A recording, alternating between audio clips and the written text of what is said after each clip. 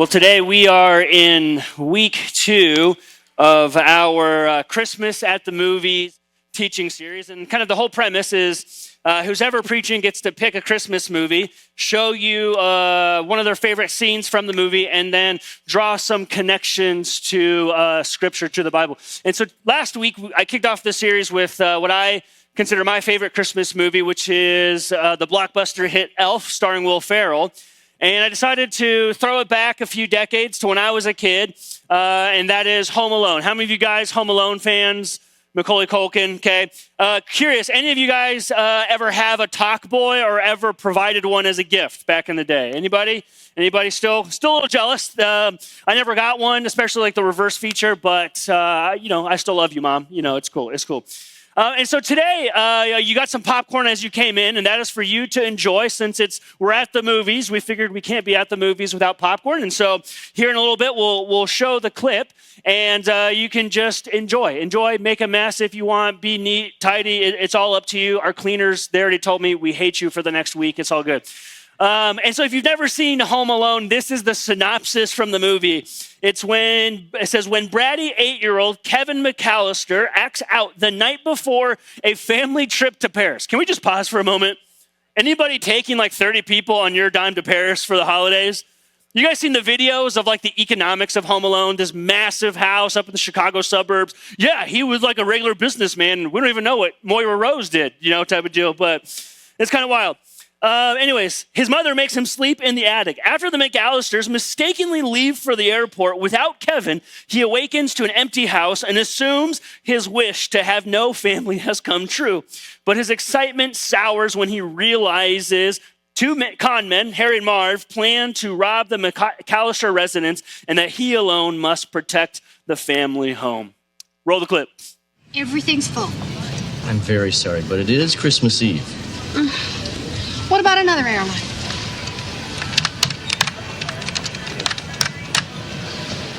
Nothing available.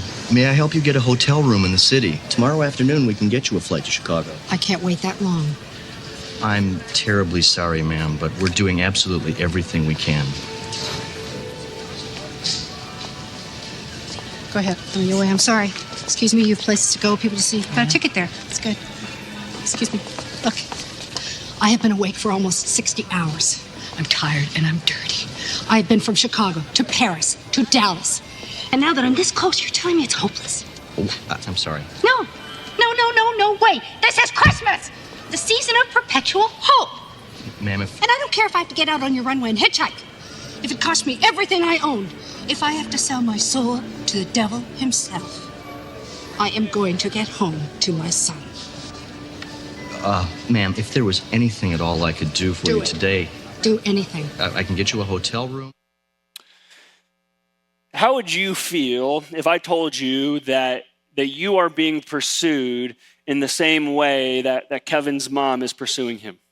I haven't slept in 60 hours. I've been from Chicago to Paris, back to Dallas. I will not sleep. I will not stop until I am reunited with my son. You see, the rest of the movie kind of revolves around the ingenuity of this 8-year-old who, and a lot of just, frankly, house destruction. But it's cool. They were rich. They could handle it. And but the root underlying plot for this whole entire movie is you have this son who is home alone, and there is this mother, and then eventually the whole family, which is super weird because she leaves supposedly days before everyone else, and yet like 5 minutes later after she gets there, the whole family's like, hey, we made it too. But okay, anyways. Timelines, multiverse stuff, I guess. I don't know. And there's this idea that you have this parent who is relentless in the pursuit of their child to be with them yet again. And I want to share that message with you this morning, is that you are being pursued with that type of tenacity, that type of relentless love from our Heavenly Father. So if you have a Bible, I invite you to join me in Matthew chapter 9 this morning. Matthew chapter 9. Matthew is the first book of the New Testament. The Bible is split into two parts. The Old Testament that kind of sets us up for the time of Jesus. It talks about God's moral law and ethic and the way in which we are called to be salt and light to the world, and these covenants that set up his people to be set apart so that we can usher in goodness and life and peace to the world around us. us. But it just doesn't ever kind of take place. And so God decides to take care of this problem once and for all, and he sends his son Jesus. And so Matthew, Mark, Luke, John, the four Gospels, the four books of the New Testament kind of give us a biography of the life of Jesus. And so today we're going to be picking up in chapter 9, verse 18. If you're somebody who takes note, you can put in the margin of your Bible or take notes in which you can say Mark chapter 5 and Luke chapter 8 are going to give us a longer version of this same story.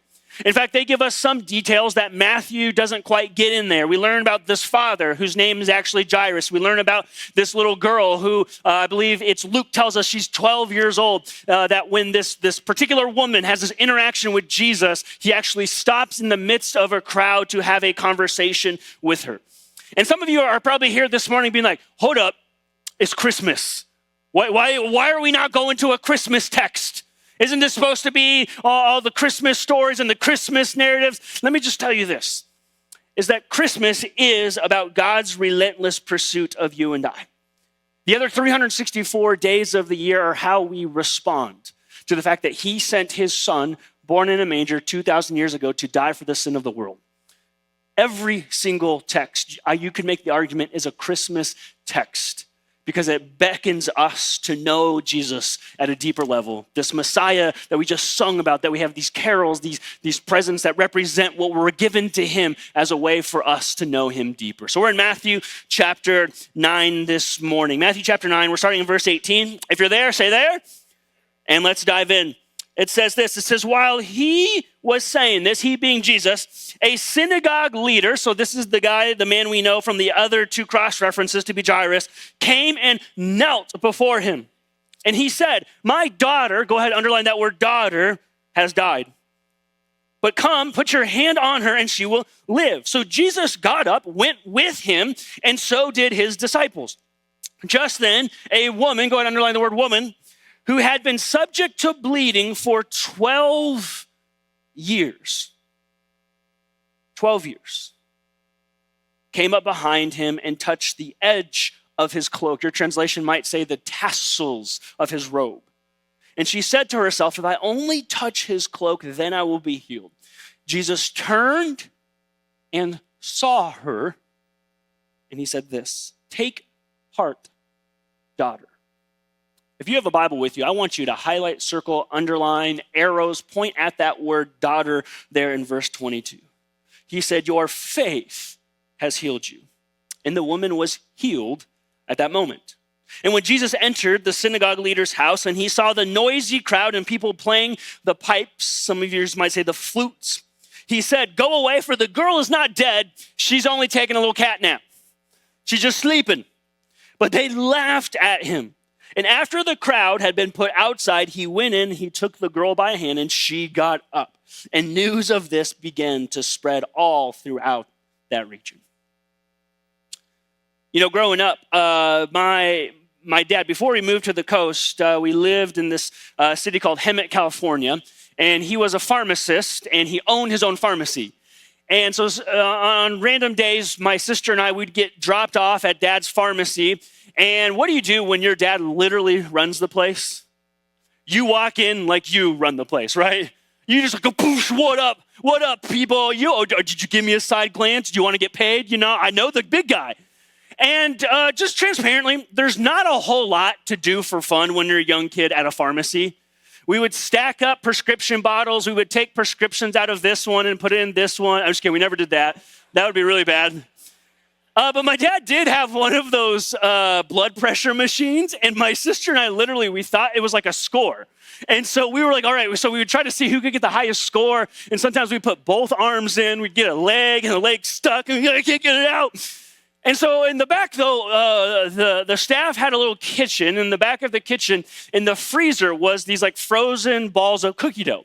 And so I would walk back there, like kind of throw all my stuff around like I owned the place, walk to the back, open the fridge, grab a couple of these chocolate chip cookie dough, and just start walking around munching on it. Well, one of these times, one of my dad's newer employees came up to me. She said, who said you could eat that? Where do you think? Who are you? Who even said you could come back here? And I remember I stopped and I looked at her and I said, do you know who I am? My dad runs this place. Therefore, in my little pea-sized brain, I run this place. Isn't it funny the amount of confidence that we have when we know whose we are? When we know the person who is in charge, when we are a son of the Most High, it gives us an air of confidence. I belong. Not because I've done anything, not because I'm super special, but because I'm his. I am his. And I want to tell you this morning that is what faith in Jesus does above all else. Faith in Jesus allows you to belong. Another way to put it is that faith alone, is what makes us children of God. There is nothing that we necessarily bring to the table. There is no amount of good works. There is no amount of presents that we put under the tree to show ourselves before God so that he says, oh, okay, cool, welcome to the family. No, he simply says, do you come to me in faith? Because faith alone makes us children of God. You see, the reality is when we read this story in Matthew chapter 9, we are all like this woman to some degree or another. We are all like this father to some degree or another. We are all like this daughter. We are searching for hope, for healing, for restoration, for belonging. And it's not until we have faith in the one true King that we actually feel like we belong and we find where home truly is.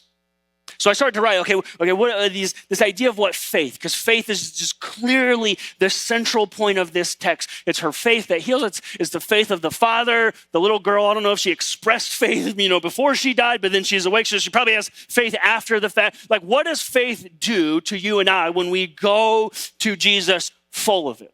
I wrote down 11 things. So we got 11 things to talk about. I'm just kidding. I'm going to give you them all, but I'm going to pull out a few of them. Here's what I thought. Here's some facets of what faith does.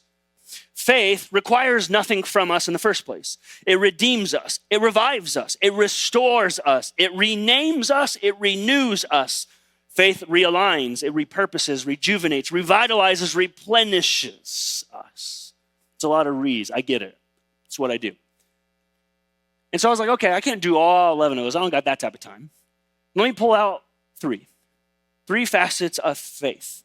Here's the first one, is that faith requires desperation from us.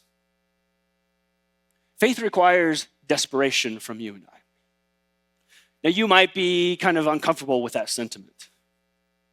But in Matthew chapter 9, don't you feel the desperation from the husband or the father? Don't you feel the desperation from this woman who has been bleeding for 12 years? Like, you have to think about this one. For the last 12 years of her life, she's been alone. Because of the social constructs, because of the way that the rituals work, she could not be around anybody. She would have to wear certain attire. She would have to stay on the other side of the street. She would have to shout, unclean, unclean, unclean for 12 straight years.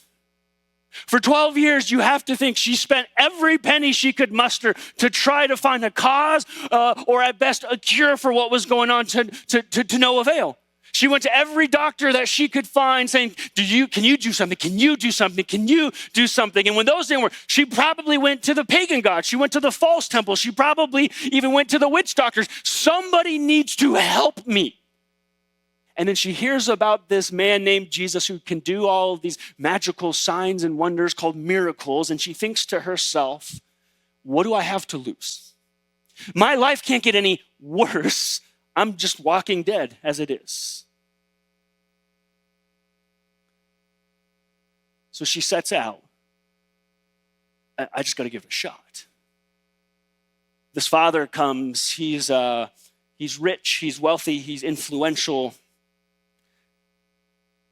And for the last season, he's watched his little girl die in front of him. It's my little girl. She's always bounced back. She's been healthy. She's been vibrant. She's been full of life. And I've paid the best doctors that money can buy, and no one has been able to. So he literally begins to think to himself, I need a move of God. I need something different than what this life has to offer. I desperately need God to show up and do something. You see, desperation kind of sounds weird or bad or has a negative context in life, but in faith, it's one of the greatest things that we have. You see, we are called to desperately go to Jesus because we need him. Not just acknowledge him, not just recognize, not just read all about it. We need Jesus to make us right and whole because we have no other options. And I think this is where some of us, unfortunately, we get snagged up because we don't go to Jesus in desperation. We treat Jesus as an option. He's a little sprinkles on top of the nice, comfortable life that we've created. We've got this over here, and that makes me feel good, and I've got these things going for me over here. I'm not a nobody. I'm kind of a somebody, but I'm not completely invisible. And so we go to Jesus as an option.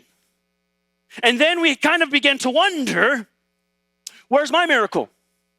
Why do I feel him? Why is this? When I read the Gospels and I read the red letters and I read everything of who Jesus was and what he did, why do I not get any of that seemingly in my life? And my question to you would be, do you go to him in desperation? Or do you treat him merely as another option on the shelf? You see, whether Jesus was the first choice, the last option, or somewhere in between, both go to him knowing they have nothing else to do. And they don't bring anything to Jesus. They don't bring any gifts. They don't bring any list of their good works. He doesn't have any fancy speech. She doesn't have a letter that she slides to say, this is why I think you should do. No, they both go to him. One kneels, one breaks about 7 different purity laws in the process because I have no other option.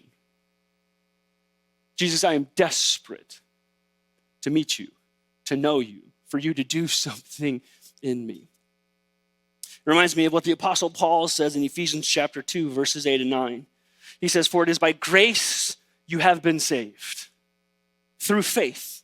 And this is, get this, not from yourselves. It is the gift of God, not by works, so that no one can boast.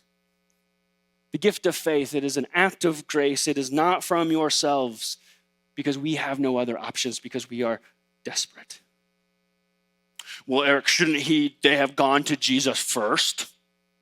Like, wouldn't it have been like more full of faith if they said, well, I know this and I've tried that. Shouldn't they have gone to him first? Wouldn't that really have been what faith looks like, to actually trust in him? And my answer to that is, I don't know. But here's what I do know. For most of us in the room, if not all of us, most of us, it requires some type of low point, some type of tragedy, some level of desperation for us to even go to Jesus in the first place. Shouldn't they have gone to him if they truly had faith? Why did they do it? I don't know. I bet they're human like you and I. And they trusted in so many other things first until they were out of options. And so they desperately went to Jesus saying, will you do something? You see, if the father didn't come desperate, if the woman didn't come desperate, they probably would not have heard those words, your faith has healed you. They might have heard something different. And here's why that's good news for you and I. Is because faith excludes no one, because we are all desperate. The father was desperate. The little girl was desperate. The bleeding woman was desperate. The Jew, the Greek, the Gentile, desperate for God. The Samaritan, the tax collector, the thief, the prostitute, the fisherman, the overzealous one, desperate for God. The adulterer, the single parent, the workaholic, the druggie, the professor, the college dropout, the drunkard, the homeless, the affluent, the athlete, the artist, the school teacher, the businessman, the social worker, and yes, even the pastor. We are all desperate to belong. And unless we go to Jesus with that desperation, we are keeping other options in our back pocket. And Jesus says, I'm either your only option or no option at all. But when we go to him, aware of our brokenness, aware of our desperation, he calls us children of God. That's what faith does. Number 2, Second thing that faith does is that faith restores us. Faith restores us. Do you notice something interesting about this text? If you were to read it in Mark 5 and Luke 8 as well too, there is some interesting extra details. The bleeding woman comes to Jesus secretively, and then he has this interaction with this entire crowd around him, and he makes her faith public. He goes to Jairus' home. Where's the girl? She's in our room. Hey guys, she's just sleeping. Don't worry about it. He just bold-faced lies to everybody? Like, what's going on here? Goes to the little girl, asks her to rise. What could have been another public proclamation, he keeps private. Why? It's because what they needed went beyond just physical healing. They needed restoration to the world and the society in which they lived. They needed restoration. They needed to be woven back in to know that they were whole again for the rest of the world to see. You see, when Jesus is met by Jairus and he's, all right, take me to your home. And in the middle of this crowd, he gets touched and he turns and he looks to his disciples and he said, hold on, who touched me? And they're like, dude, there's like a couple hundred people, tight quarters. You've been being bumped and nudged and elbowed for some time. No. Somebody reached out to me and almost zapped some of my power. And this woman knows that she's caught red-handed. And I imagine she starts to cower, puts her hood up and starts to turn away. Because Leviticus chapter 15 says, no, you don't belong yet. You need to be cleansed. You need to be healed. No, seriously, who touched me? And she pauses and she turns and she looks to him and takes down her hood and slyly raises her hand, trembling, full of fear, not knowing what's going to happen next. And he locks eyes with her, and you notice he saw her. It was I. And he doesn't rebuke her. He doesn't shame her. He looks at her and says, daughter, your faith has healed you. Wait, that's her? Can he do that? This seems a little weird. And they start talking. He's like, all right, cool, on to the next spot. Let's go to your home, buddy. Where are we going? And they get to the edge of the property. And it says you can begin to hear the pipes and the flutes and the music and the singing. This isn't joyous singing. This isn't celebratory singing. This is mournful singing, because the way that the practice went is you began to mourn. In fact, these people were probably hired professionals. Imagine you died and your family took some of the inheritance you were to give them and said, you know what we're going to do? We're going to hire some people to mourn you. They're really good. They're fake tears. They actually smear mascara on them ahead of time. You should hear this one girl, man. She wails like nobody's business. And so they're all mourning, and he walks in. He goes, where's the girl? She's in her bedroom. He goes, cool. Guys, you can go home. She's just sleeping. She's taking a little cat nap. She's real tired, but it's all so good. Sir, we've been here for days. She dead. No, I'll tell you, she's just sleeping. Why don't you guys go ahead and start headed home? And he goes into the bedroom and he reaches out to the daughter, and she gets up and he leads her out. Wait, is that her? Hold on, maybe was she? What's going on? What's going on here? You see, in both instances, Jesus not just heals them, he paves a way for them to be restored, because our woman in this text needed the rest of society to know and understand she was now clean. She didn't just need her sins forgiven, although that is the most important fact. She needed to be healed whole again so that she could be accepted. so that she could go to the store without getting sneers and side glances and being mocked. And so Jesus publicly recognizes her in front of her community to say, she is healed, she is whole again. In the exact opposite, he takes this little girl and keeps it private. Why is that? Imagine the ridicule when she went to middle school, high school. Oh, there's Zombie Zoe again. What you doing here? Here. What up, grave girl? Daddy Debbie, what's going on? And nobody would have ever bought her story. Nobody would ever believed anything, but she knew deep down, and she got to live a normal life again. She could go to prom. She could get married. She could have kids without anybody ever thinking twice because she was just asleep the whole time. But at one point, they're both going to show up to church. You best believe it. They're going to show up to temple, and there's going to be people being like, hold up, who said you could come? We know about your condition. We know you've been dead, supposedly. I'm not sure you know the rules, you know the regulations, you know what we say, and think about you type of people. Who said that you could come in here? You're just waltzing in like you're one of us. Don't you know who you are? And they get to respond, I know who I am, but more importantly, I know whose I am. Because the King of the universe, my Lord and Savior, said that my faith has made me well. And he has restored me back into the family of God, because whose we are informs us more about who we are. Here's point number 3, is that faith renames us. Faith renames us. Early in the film, Home Alone, when they got like 27 pizzas, 10 2-liters, a bunch of snacks for like $122, okay. Inflation, people. That's like 3 DiGiorno's in today's world.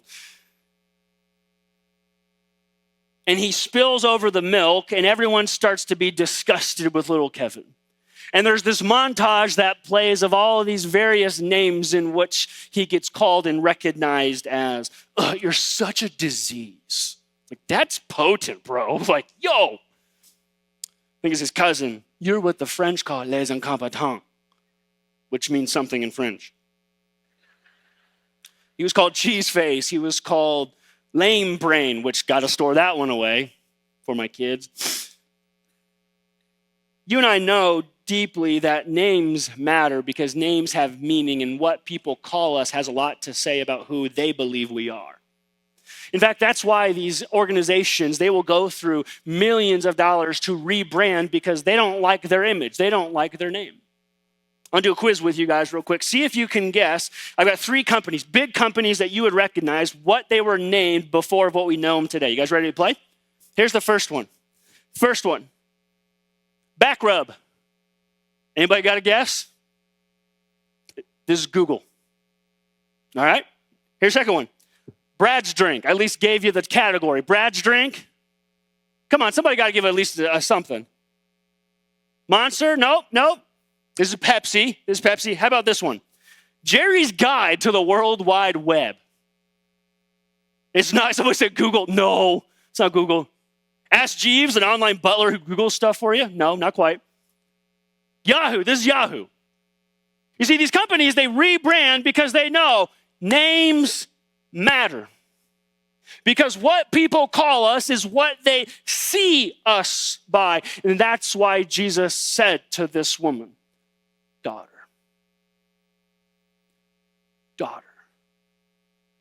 Gospel of John, chapter 1, verse 12 says, yet to all who did receive him being Jesus, to those who believed in his name, he gave the right to become what? Children of God. It's the most powerful word in this entire text we read today, in my opinion, is that word, daughter. You know the last time she probably heard someone refer to her with a word of compassion? She's been bleeding for 12 years. It's probably been 11 and a half. After they realized it wasn't just a monthly, After they went to do some initial doctor's visits and diagnostics, after a few months, it began to dawn on her and everyone else, there's something wrong. And so she began to isolate herself. The ones who loved her began to depart one by one to get on with their lives and maintain cleanliness. So for the last 12 years, she's been alone. She doesn't come with a friend in tow who's like, yo, I'm going to get you to Jesus. And here he is. And she reaches out and touches him, and then they run off together and go hide. She's there all by herself.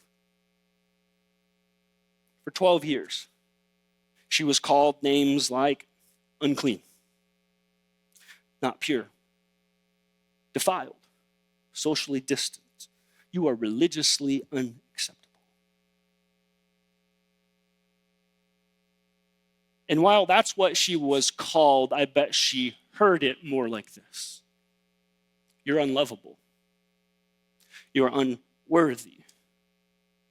You're disgusting. You're useless. You're a waste. You're not worth my time. Get away. Stay away. You see, the world has a lot to say about you and me.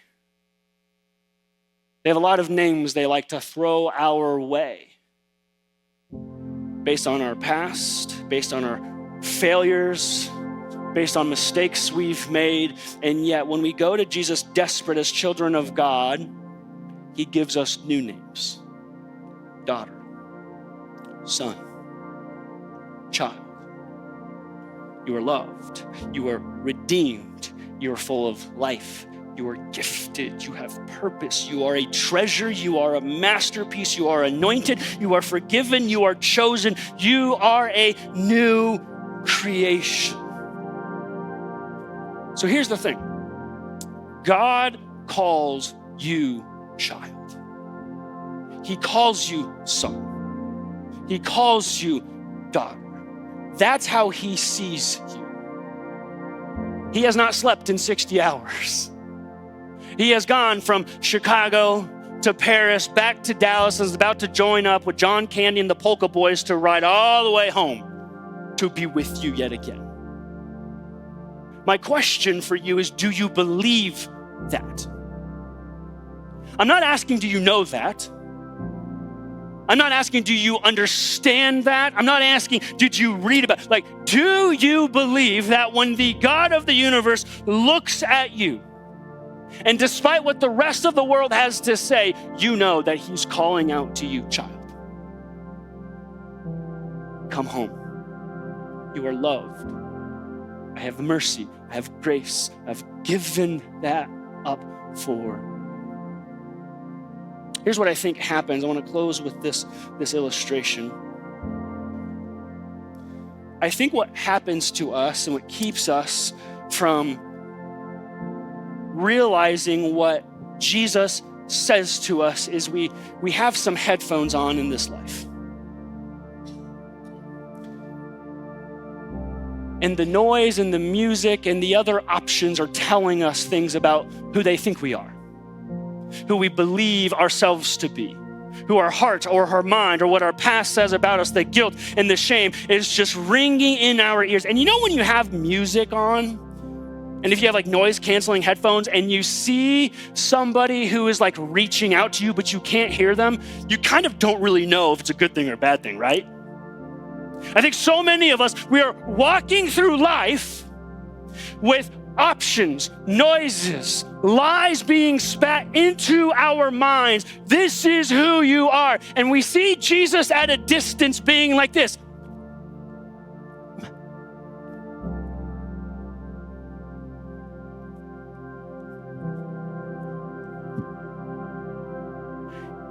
And we begin to believe what this says about us, about what he's saying. He doesn't love you. He didn't die for you. You really think he could save that, redeem that, restore that?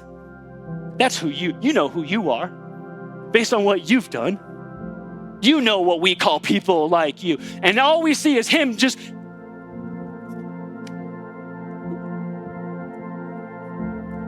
And it's not until we have the courage, the boldness, the desperation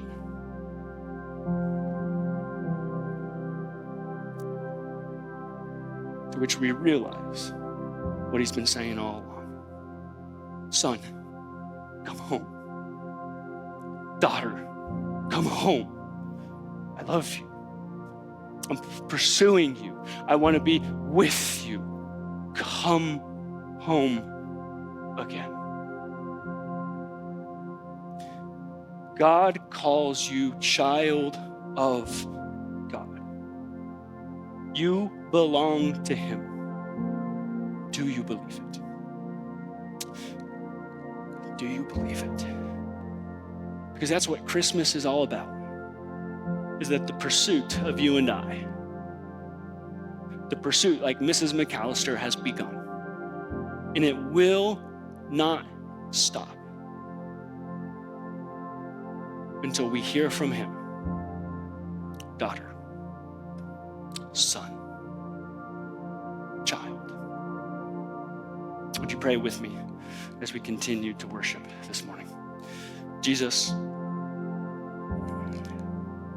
we come before you with nothing to ask. We are desperate for you. And I don't know what might be on our hearts and minds. I don't know what other names we have been given. I don't know what lies we have been sold. But Jesus, we come to you. Hopefully, I pray that we all come to you desperately this morning. Saying, I'm leaving all my other options, I'm leaving all my other voices, I'm leaving everything away because I want to come to you in faith, and knowing that when I step before you,